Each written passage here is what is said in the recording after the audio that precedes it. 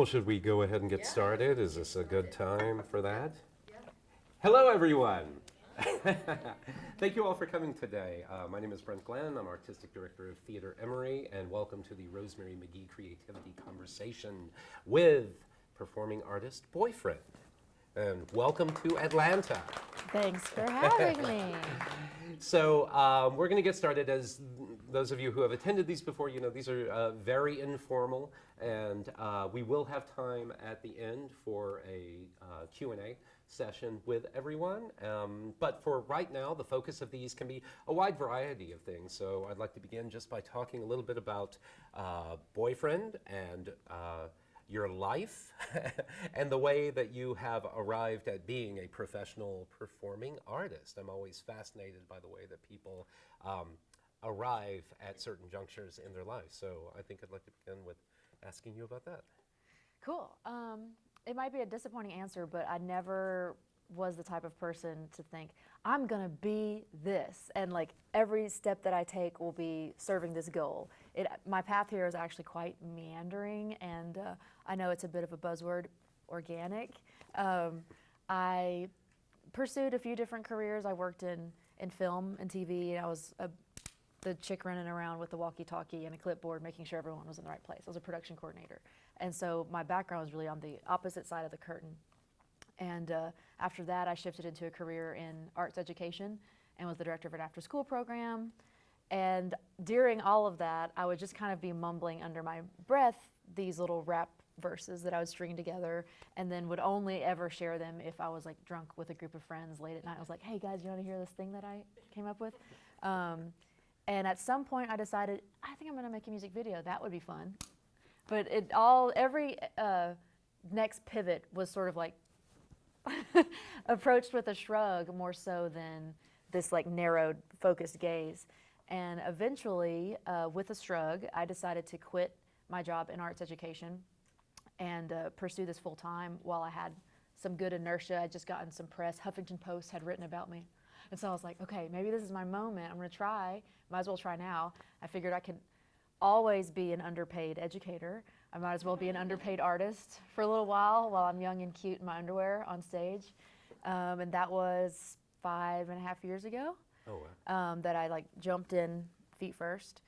And once, the vibe definitely changed once it became everything that I was doing. And like people say, some of the joy gets drained out of it when it becomes your career and your livelihood. And I don't necessarily think that's because of the money attachment so much as like it becomes this statement about what you're doing on earth and why you're here. And that can be really heavy and intense. Because before, what I was doing on earth was helping kids have access to the arts. And then at 8 p.m. after having a beer and eating some potato chips, I might write a song. But it was like writing in my diary. It was this like release. And now when I wake up, like my job is to write a song. And so entering it doesn't feel as carefree and fun. Sometimes it's very serious and scary. Right. So tell me a little bit about when you were doing this and at its inception. Where were you located, and how did it begin to take this form, I guess? Well, I was bouncing between New Orleans and Los Angeles. I've always been bouncing around somewhere. And I think it didn't really take on the full like boyfriend roller thing until about a year into it, because I would very naturally find myself in these situations where I didn't feel presentable or ready to be on stage. I was working a 50 to 70 hour work week, and then might pick up a gig one night, and I'd be on my way there and look down and be like, oh, I didn't paint my nails. And so I would just get someone from the audience to paint my nails during the show. And then it might be the next week, and I'm like, I don't really know how to do hair. How am I going to look interesting on stage? I'll just wear the rollers on stage and then have people take them out throughout the process. And so naturally, the beautification sort of imagery that has become like my whole brand worked its way in because of my actual life on earth as a woman, facing actual moments where it's like, oh no, I'm not presentable. It just slowly kind of became the art form that I'm trying to talk about. But it was that honest. It wasn't like I sat down and was like, I'm going to create a character who is critiquing, you know, the beauty standards of women. It was like I was that human who was facing those challenges myself and holding myself to these standards. Like I remember when I was nervous to go on stage because I hadn't had a chance to shave my legs, and that's when I was like, I'll just shave my legs on stage. And so I was kind of like pushing myself to make these things less scary and less powerful. And Boyfriend was born throughout that process. Oh, wow, okay. So when it first started and you were writing, you talked about these rap songs that you were writing and just sharing with your friends ad hoc upon occasion. So what were you writing about initially? Did they have any form or content, or that obviously became Boyfriend later on? Yeah. Well, yeah, the Boyfriend that exists now, hi, definitely it was like born from the stage. It was the live performance. And I didn't start performing on stage for about a year and a half.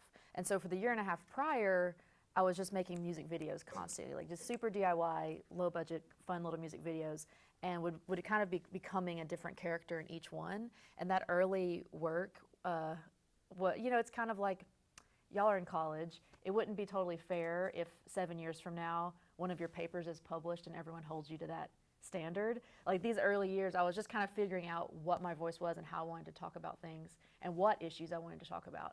And I put it all up on the internet, which might not be the smartest thing. So I've since taken some of it down because, you know, I can't sit everyone down with the PowerPoint presentation of like, here's where I was in my life, here's what I was unpacking. Before they see it, someone could see that and think that's what I do. Because my early work was like very comedy based, sort of like a feminist Lonely Island is how I like explain it to people. And I was like really interested in talking about race at that point. And I did a video that was called Cherokee. And the whole point, my family's from North Georgia. And we are always told like, you know, we have Cherokee blood. And there's this whole Southern lore that like white people are obsessed with believing they have Native American heritage to feel better about themselves. And so I created this whole video where I'm like in a headdress and everything, and I'm like, ain't no white bitch, I'm Cherokee. And I'm like, not enough to go to school for free, because I did have this Cherokee relative. And apparently there is paperwork to prove it. My grandma gave it to me in a binder. But it was work like that. That was like very, very silly, and I'd be stepping into the role of the thing I wanted to make fun of. And now, like in this climate, like that's not the way I want to talk about things, and I don't really think it's my place to talk about race as a white woman. I think it's more my place to talk about my experience, and that's just my sexuality, my gender that I present, my daily struggle to look in the mirror and think, am I deemed presentable before I walk out the door? So it morphed into this more comfortable space where I feel like I have more authority to speak from, and as I did that, the comedy just kind of started sloughing off, and it got more serious. And I think when you see the show, I think it's still pretty funny. I think people sometimes will go expecting to be turned on because like there's burlesque and like sexual content and everything, but what they end up doing is coming and laughing. Mm-hmm. So there's still definitely comedy there on purpose, but you might not know that just by listening to the Spotify page. Right. You kind of have to see it to get that vibe. Talk a little bit about the music that you listened to that influenced you. Anything and everything. So my first like big project was called Love Your Boyfriend, and it was just a collection of like really exaggerated, abrasive love songs. And it was in reaction to everything that I heard on the radio, and I realized that there weren't many, and aren't still, positive examples of love and relationship in the words that we hear. And at that time, the #1 viewed YouTube video was Rihanna and Eminem, Love the Way You Lie, in which the chorus is like, just gonna stand here and watch me burn. That's all right because I love the way it hurts. And the video is like, you know, like this guy's in a wife beater and they're like fighting and arguing, and he like punches the wall and it's like right next to her face, and she's like, and it's like, I was watching this like, man, this is like where in the like what's the feedback loop here? Do we create art like this because this is what our relationships are like? Or are relationships like this because we see art like this? And so like a 13-year-old girl watches this and thinks real love is dramatic. And if there's not that fiery, scary, dangerous passion, it isn't real. And so that's what I want, and that's what I seek out. Right.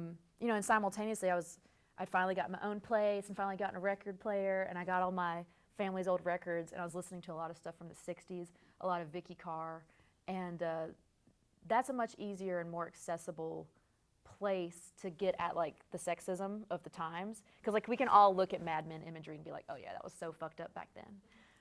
Still is now. And so I was listening to these songs and I was like, man, the messages are the same. Like the Vicky Carr song, which I love, for the record, I also love Rihanna, is it must be him, it must be him.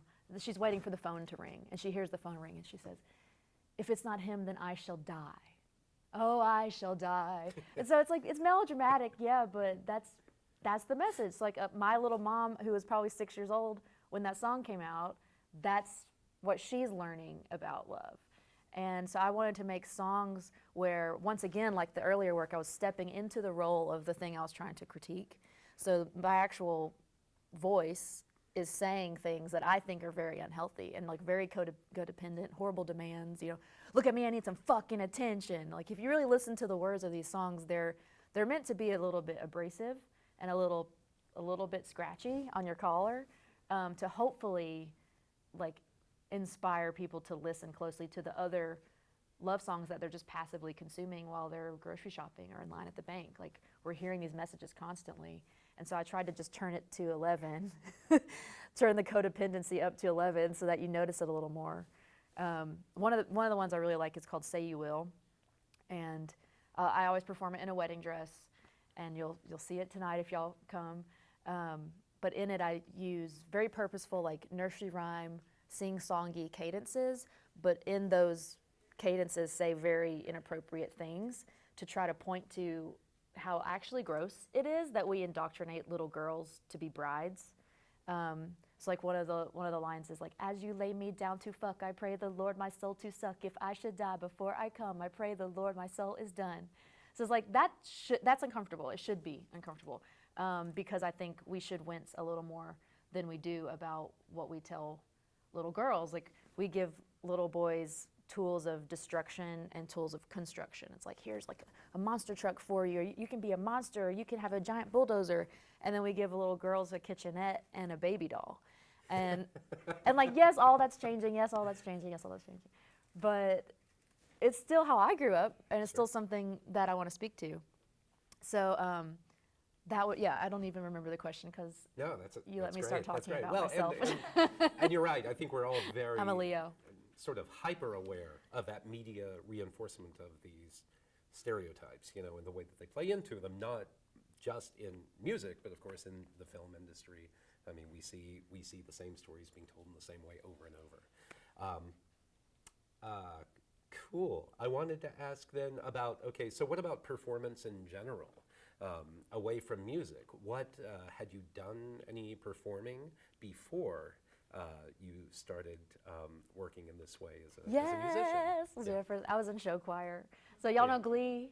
Like before Glee, before it was trendy and when it was still like socially very risky, I was in show choir from like 5th grade through graduating year. And I'm talking like competitive, like competitions in Ohio level of show choir, of singing and dancing and show tunes, and always did musical theater, always was trying out for the plays and in high school drama.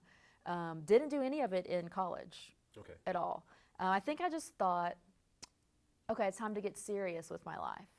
You know, and even though I grew up in a very artistic household, my mom's a photographer and my dad is a songwriter, I still have that like sort of American myth that like pursuing a artistic career is like somehow selfish, unrealistic, dumb, all of those things. And so I put myself on the other side of the curtain and was helping other people's ideas come to life with production. And it was when I was working on Gossip Girl that I was finally like, okay, this is enough. Because I'd be the first one in the office, the last one out, to make sure that like the art director could spend $25,000 on the rug that's in one scene that Blake Lively's standing on. I was like, wait, this isn't what I want to do. This isn't what I want to do anymore. And I remember like walking back and forth to the copier, like making copies of contracts and just like writing these rap verses under my breath. And so it was definitely bubbling up. I think I just had to do my due diligence and prove that I wasn't going to be the like white collar sheep of the family, and I was a black sheep like the rest of them. Was a weird broke artist, you know. That was like the path that was like, sure enough, was my calling. It just took me about 7 or 8 years to get to it. Right, right. Well, there aren't, in the arts in general, there really aren't guidelines. I mean, it's like being perpetually self-employed. There's no active. You can't go read a book like how to succeed in business. Right. Right. And so. I mean, you can, but I don't know why you would. Yeah. Right. I had a book that someone gave me that was like, you know, how to be successful on social media. I'm like, well, first of all, don't read a book. That's not gonna probably throw that away. It's a good first step. Yeah. Yeah. Yeah. Oh, very good. So, when you think about where you are right now, what are your goals for Boyfriend? Like in terms of advancing, moving the character and the performance forward? Well, first goal, and I try to keep this always in my mind, is my dad, he told me, and you're having a career as an artist, that success is survival. So every day that you wake up and you're still doing it, you're successful. So that's my first goal, is to just keep doing it. And you know, I might not do it forever, but I want, if I quit, and when I quit, I want the reason to be because I'm like, and not like, oh no, my pinky nail slipped and I fell into the crevice and I have to, you know, go back to teaching or something, Right. which I would love to do, to be fair. But first goal is to keep going. Second goal is to continue the narrative aspect of the show and have that spill over into the recorded music as well. So anytime you see the live show, there is a very, very loose, very, very abstract narrative that happens. And at the beginning, you know, there's aprons and wedding dresses, and at the end, it's like thongs and songs about masturbation. So like you see this person go from point A to point B. In the fall, I do a show at Preservation Hall, which is this very, very old place in the French Quarter in New Orleans. That's truly a 3-act musical. Like you get a program, there's characters, and I've just taken my existing songs to kind of create this show. But in the future, and what I'm working on now, is very intentionally writing a musical, where instead of just kind of morphing it together abstractly, it will be a musical, but not for Broadway, for my regular show. You know, I'll take it on play at clubs, play it at music festivals, but I'm kind of trying to trick more people into liking musical theater, I guess. Yeah, People who would never go see a show, I'm like, well, you just watched a musical. Tricked you. Hamilton's making that easier, though. He's like, right, right. Now we're into an era. I guess it began a little bit with the idea of the rock opera, right? Of utilizing more popular music or popular genre music, to do that with. Talk just a little bit more about the show, because I know that you did it last Halloween at Preservation Hall, right? And you're doing that again during Voodoo Fest this year in New Orleans. Talk a little bit more about the way that you approach sort of transcribing from this one way of performance, which is more of a character who's within a band in direct address, and the way that you are converting that, the idea of what it means to become something that's a little more theatrically based. a lot of it has to do with like setting the tone for the audience, because that allows me to then feel comfortable to go to that further character place. So anyone who buys a ticket gets an email from us that's like very cryptic and theatrical, and everyone who comes gets like a immersion kit is what we call it. So there's different parts in the show where they like will throw flower petals during the wedding, or blow bubbles during like the scene like that's in a bathroom. So sort of like a Rocky Horror vibe. So like I'm really trying to challenge people to treat it like this isn't a concert, this is something else. And so because as soon as they walk in the door, it feels different, it allows us as performers to take it to that next step, where, you know, like I break character all the time in my show to talk to audience members and everything. I would never do that in HAG. It's called HAG. Yeah, and having the programs really helps too, I think, because like when you go to a theater, you know, you can see what's coming, and so that helps a little bit too. Yeah, yeah. People treat it more seriously. Yeah, it's a fascinating thing, because when you're doing something like that and you've got the audience and they're sort of they're self-aware in a way that they're not when they're listening to a musical act that's up on the stage, there's that immediate sense of separation. But also there's, if you're performing in a space and people are drinking and sometimes they're talking, and they can tune out when they want to tune out, and then they can come back into it, and they really can't when they're watching something like Right. Hag. Yeah, you wouldn't go see a Broadway play and talk to your friend Right. and like ask them about their job interview during it. Like, absolutely not. It's just sort of like a courtesy thing, like these unspoken rules. And so I'm trying to apply those theater rules to a concert setting. And people don't really talk in my show. It's awesome. Yeah. Like even that show. And I'm trying to challenge that, and to grow up as a performer in New Orleans was particularly interesting because the other types of bands that are typically being seen are brass bands. And it's very hard to, what's the word, harness small, quiet moments when you have like 8 giant brass instruments on stage. And so it makes the whole vibe dancing, talking, laughing, yeah, and it's not disrespectful at all. You can be talking to someone and ordering a drink while someone's performing, and that's not a statement. When I have a spotlight on me and all of the band has stopped, if you're talking, you're being disrespectful. And so I'm trying to like insert moments like that to challenge people's concert-going experience and to push them into a theater-going experience more and more. Because that's the experience I like. I mean, really, I'm just being selfish. I'm just trying to put on a show that I would want to see.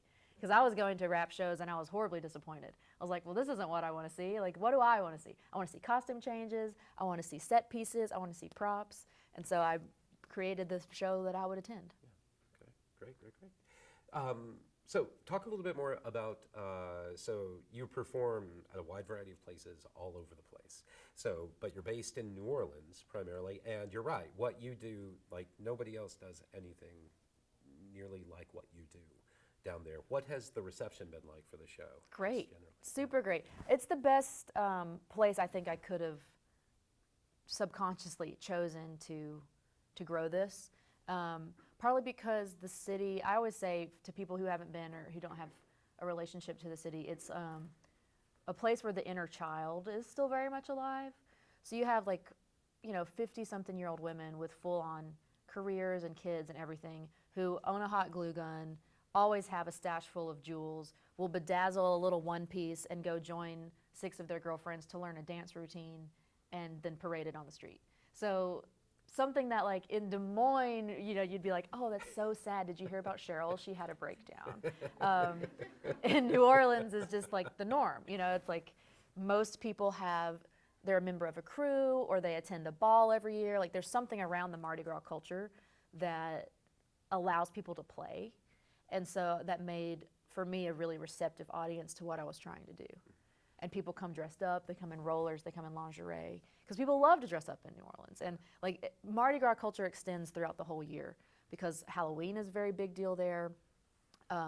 Thanksgiving is even a big dress-up holiday, believe it or not. Easter, there's an Easter parade. Like any excuse that there is to have a themed, color-coordinated outfit is embraced there. Excellent. Well, outside of New Orleans, what are some of your favorite places that you've gone to play? My number 2 market is San Francisco, Okay. which I don't really know why. I couldn't give you a good answer because San Francisco is going through a really weird time right now where it's like I'll go spend $18 on a cocktail and then like step over someone who's shooting himself up on the way out. Like it's really interesting vibes right there. I had never seen like this until I like went there, and it's just you just turn around and there it is. Like I saw a man like a dump on the street. So it's like, and that's happening simultaneous to these giant tech companies going public and people becoming millionaires overnight. And so the energy there is very intense right now. And maybe that's why people have responded to me, because the show is very cathartic and funny, and I give people opportunities to dance and yell and laugh. So maybe that's why. I don't know, but that's like one of my favorite places to go because the energy is always like nutso. And I also love cities that are visually frozen in time. So kind of like New Orleans, the architecture, San Francisco has that going on, where you just look at it and it's like, oh, this was all built in the same chunk of time, the bay windows, and it has like a witchy vibe. I feel like it's sort of a sister city to New Orleans in that way. Okay. And it's just, well, I think I don't ever know. It's Mark Twain. It's also been accredited to Tennessee Williams. The quote that America is New York, San Francisco, and New Orleans. Everywhere else is Cleveland. Have you heard this quote? Yeah. I don't know which one said it, but that's a fun one. But it's not fair to Atlanta. So. I'd probably agree with it, although I'm not even sure if New York is on the list anymore. Right, yeah, it's also going through that. a lot of change. Okay, so just totally switching gears on you.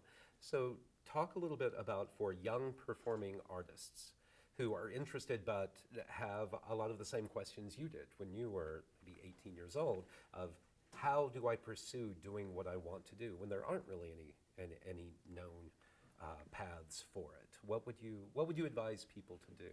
Well, first of all, y'all are in the best possible place that you could be, because in post-academic life, no one sets you down on day one with a sheet of paper that's like, here's what's expected of you, here's the consequences if you don't meet those expectations. Oh, and here's dates of when all of those things are expected of you. Like, that's amazing. So I really do miss that. So I think while you're in that system is a really great time to take advantage of all of the resources, and obviously y'all are, because y'all are at this talk, you know, any of the extra stuff, because the people that you're meeting in these settings, like me or the person sitting next to you, will become your community, especially if y'all are like in the same major, and so you're working to learn and study and become good at something together. Like, those people will become the people that you're doing shows with, and I can't tell you how valuable that is to me, like the community of people in the arts that I met while I was at UCLA, even though I was just a creative writing major, not even on the performance side of things.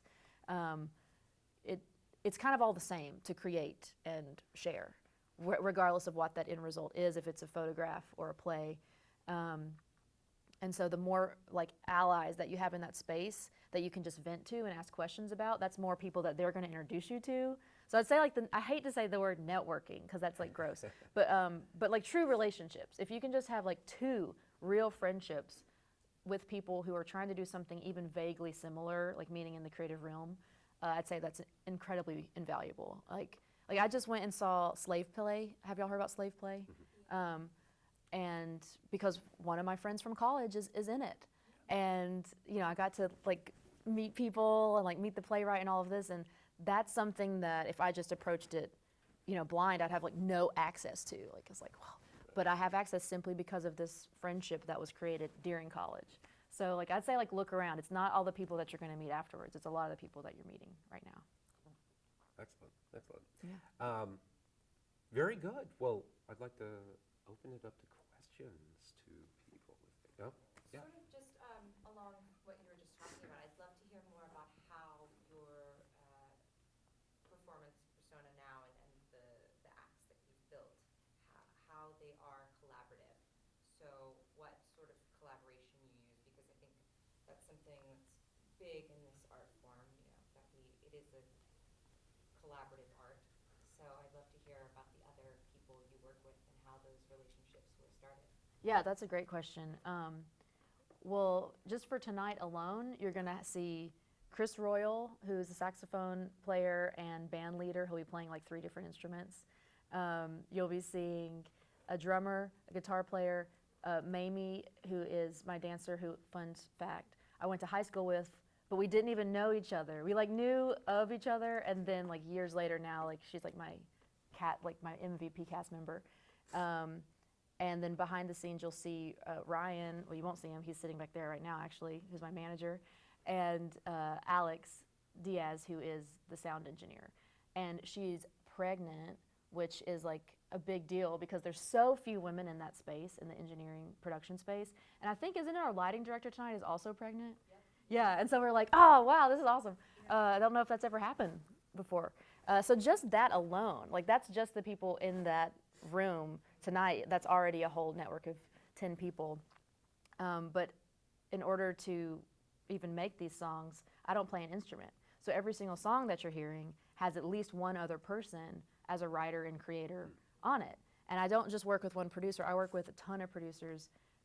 We counted up. Ryan, do you remember the number of how many producers you hear in the show? It's like 17? I think it's a little less, maybe 15 or 16. Yeah, so that's that many other people's either like instrument playing or, you know, creative process that you're hearing out there, and they're not even, you don't see their names and they won't be there, but that's the end result of a collaboration. So just off the top of just tonight, if there's 15 producers and then 10 of us, that's 25 people right there that's making that show happen. And that doesn't even count the people who made the props, because I have Olivia is like my prop maker. I'll go to her with ideas and then she'll create them for me and cut them out and paint them and everything. And I'm sure that her boyfriend helps her because some of it's like really heavy. Not the stuff tonight, but like I remember we tried to make this giant birthday cake, like giant, and had to abort the mission and just make it out of cardboard because it was going to be impossible to transport. So yeah, I think every art is collaborative. Probably the least collaborative art is like if you're like writing a novel, you know. But even then, you have an editor, and you have to work with somebody on the book jacket, and there's always that first moment of sharing what you've created with someone, even if they aren't necessarily in a position to give feedback, like they're not like your editor or your manager or something. Just sharing it makes it collaborative because the nature of it changes the second that you show it to somebody, which is cool and beautiful. Oh, and all the Emory people who are helping put the show on. So I don't even know, there's probably another 6 to 7 people like setting up tables, making sure the curtain looks right. Like, it's cool. I love that. From musical theater, it was such a cast and crew energy where you create these little miniature families. So I do appreciate the family aspect of it. Absolutely. Other questions? If you're comfortable sharing it, I'm curious about, have you always performed under the name Boyfriend? And whether that's yes or no, how did you, what was the birth of that name? How did it come about? Yes is the answer. And it came about because the word girlfriend has such a more cavalier use. You know, like, oh, I'm just meeting up with a couple of my girlfriends tonight. You couldn't say that with boyfriend. Like, no girl is going to say, like, oh, yeah, I'm just going to the movie with a couple of my boyfriends. People would be like, slut. Like, boyfriend is just this really heavy, weighted word. You know, it's like, I want a boyfriend. Did you hear what her boyfriend said? And it's like, it's so heavy and weighted, but it's also so juvenile. Like, oh, my boyfriend, da da da da. It's like, you just sound like you're in 8th grade if you say that word. And I just would hear people just in the space, in the ambiance around me, I would just hear that word, bah, bah, and it always had a charge to it when it was said, either like a possessive charge or a desire charge or a jealousy charge or an accusation charge. Like it's just very rarely a neutral word, I felt like. And so I wanted to just snatch it, like put it on and be like, I'm your boyfriend, now what? That's interesting because boyfriend, it seems, as any time it's used, there is some sort of sexual connotation, which is not true with girlfriend. Yeah. Yeah, I just learned something. But you know what? In hindsight, I might have picked, if I could go back, I might pick another name because it's like impossible to Google search. Oh, right, And yeah. even right now, if you go on Spotify, there's this giant K-pop band called Boyfriend, and Spotify keeps getting our songs linked. So like you might be listening to one of my songs, and then the next song will totally be Will be a K-pop. Korean pop song. Yeah. Oh, it's like worst things could happen.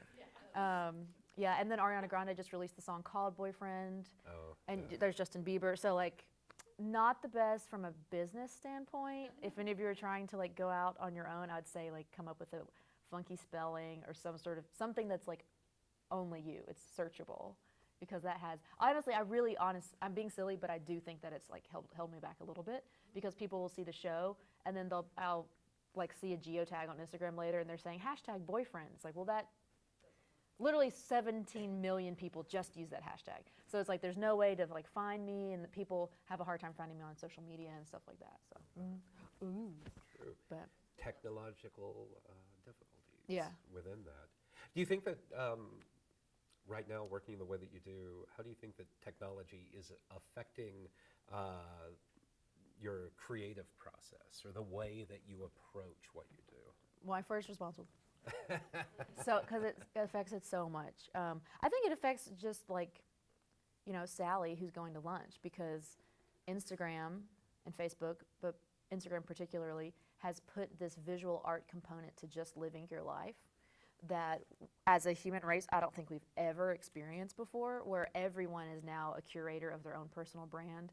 y'all know this, but that definitely affects someone who's intentionally making their goal art, because it's like, well, I'm now making art alongside every single other person who's looking at my art. We're all doing it. And so everyone has a little bit more of an eye for it. Everyone feels a little bit less impressed, I think, because it's like, oh, well, I do this too, you know?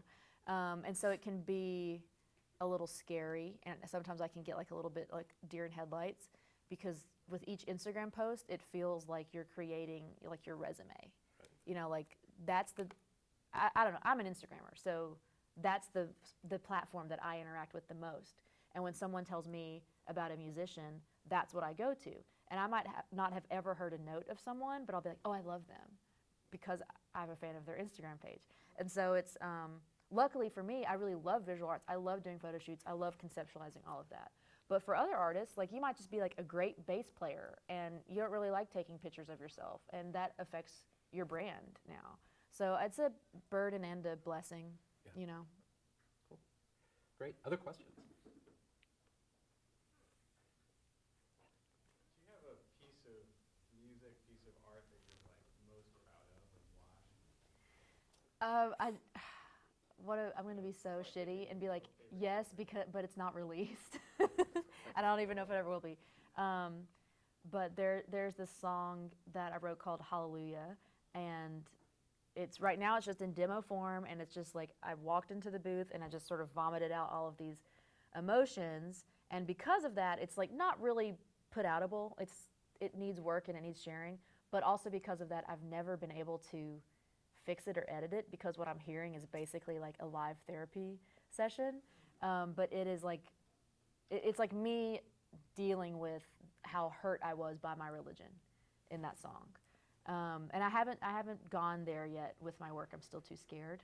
But I think when I finally face that, that'll be the thing I'm most proud of. But right now, I really love the song "Beauty Is Pain," because it's like my thesis statement. You know, it says the stuff I'm trying to say. Oh wait, no. Let me be a better person or a better artist. I just released a song today. I totally forgot. And typically, my favorite thing is like the most recent thing, at least for like a 10-day period, you know, and then I'll hate it for a little while, and then I'll go back to being like, yeah, it's fine. But right now, I love it. It just came out today, and it's called "Regarding the Future." And when I hear it, and like when I wrote it, what I'm envisioning is this like vast, arid, desolate landscape, tumbleweeds of single-use plastic rolling by, and just this army of little children holding hands facing off with, you know, like 3 old white men in suits, their ties blowing in the wind as they like slowly die and leave to this new generation this like perhaps uninhabitable, definitely violent earth. And with everything that's been going on at the UN and with Greta this week, it was like really cool timing that the song that I created in response to how I'm feeling about our planet and our country is coming out at the same time that it's like in people's feeds. So check it out. Great. Other questions? It's kind of hard for me to see up here. The glare of the... The glare of the lights. Yeah. What do you hope that people will take away from your performance after? I hope that people feel better afterwards. Like, I know every single time I go to yoga, I feel better afterwards. And I hope that every time you see my show, you feel better, because maybe you related to something that you saw, and so you feel a little less alone. Maybe you saw something that you've never ever seen before, and so you feel energized. Maybe you feel a little offended, and so it inspires you to like come up with how you feel and feel a little bit more convicted in that thought. I just hope it's some sort of reaction. I hope you don't walk away and forget it, is the main thing.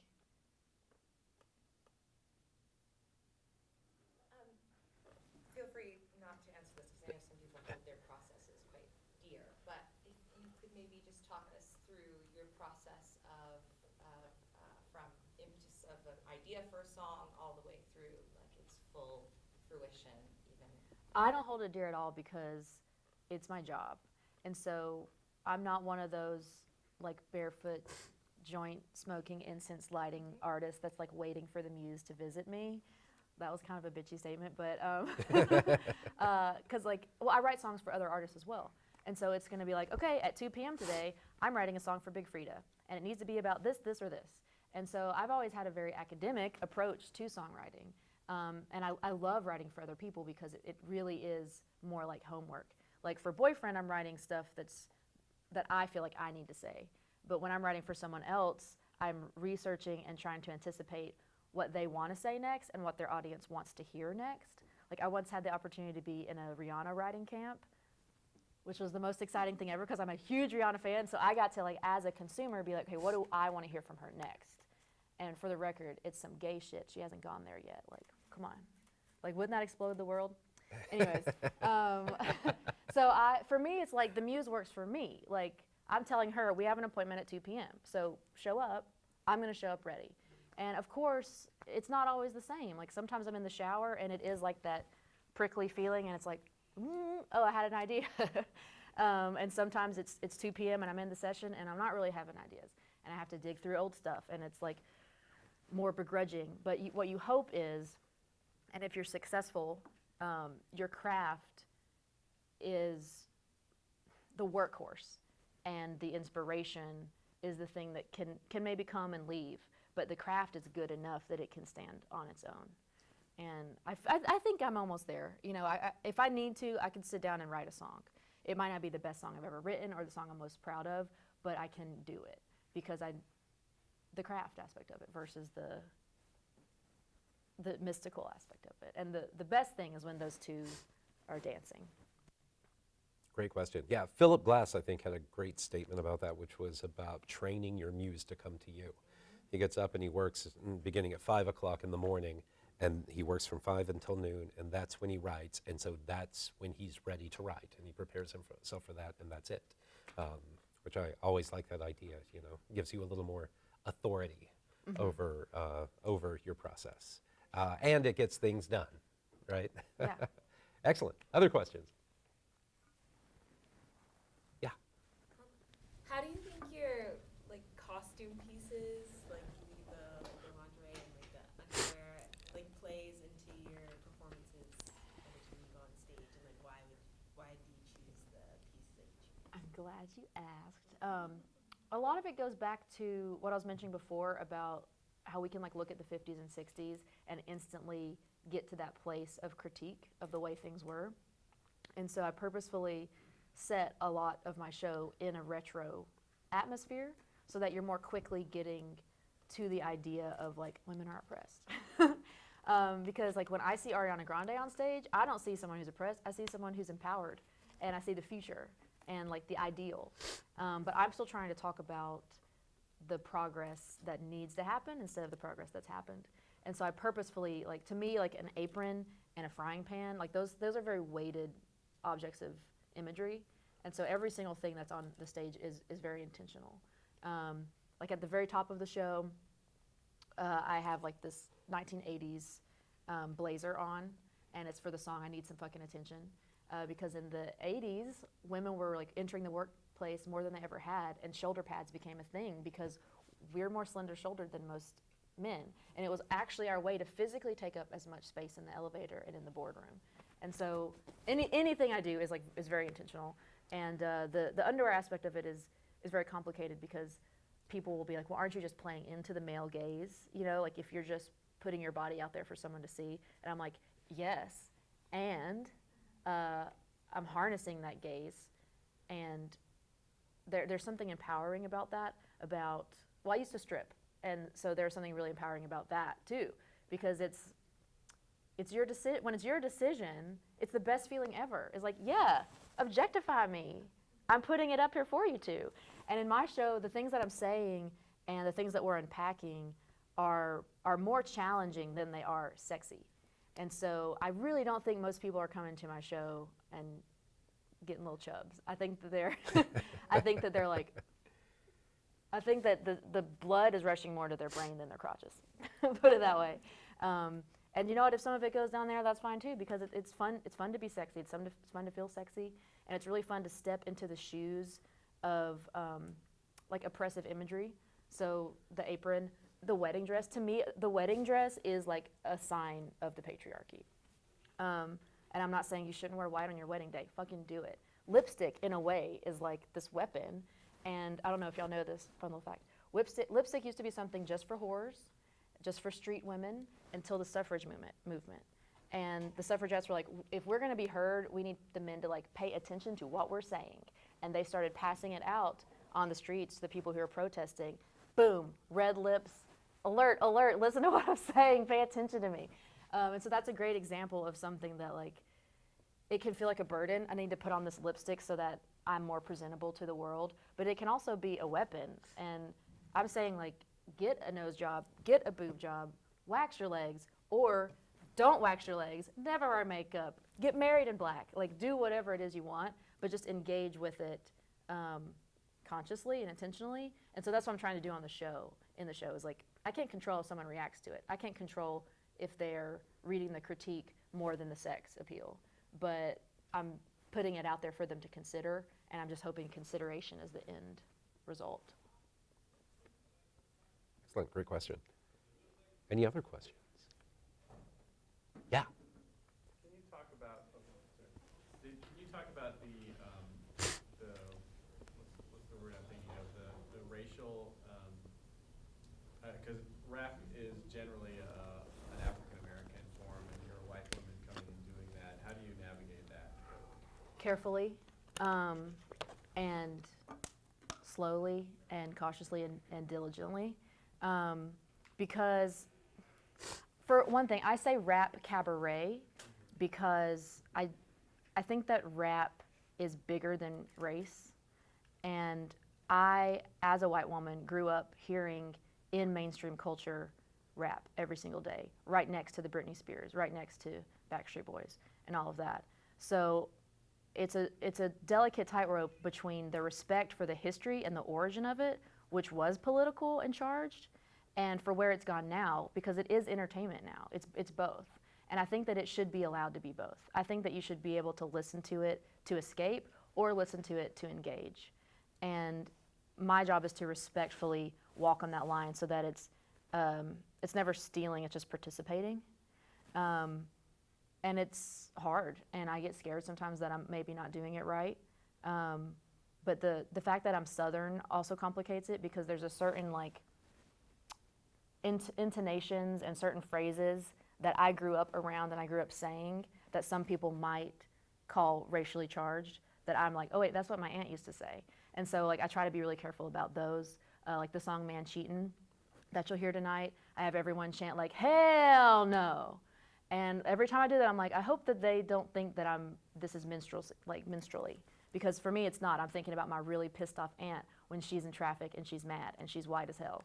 So it's, with each phrase, with each song, it's looking at it and thinking like, okay, what am I saying here? Why am I saying it? What's the intention? And then what's the form in which I like put that intention into?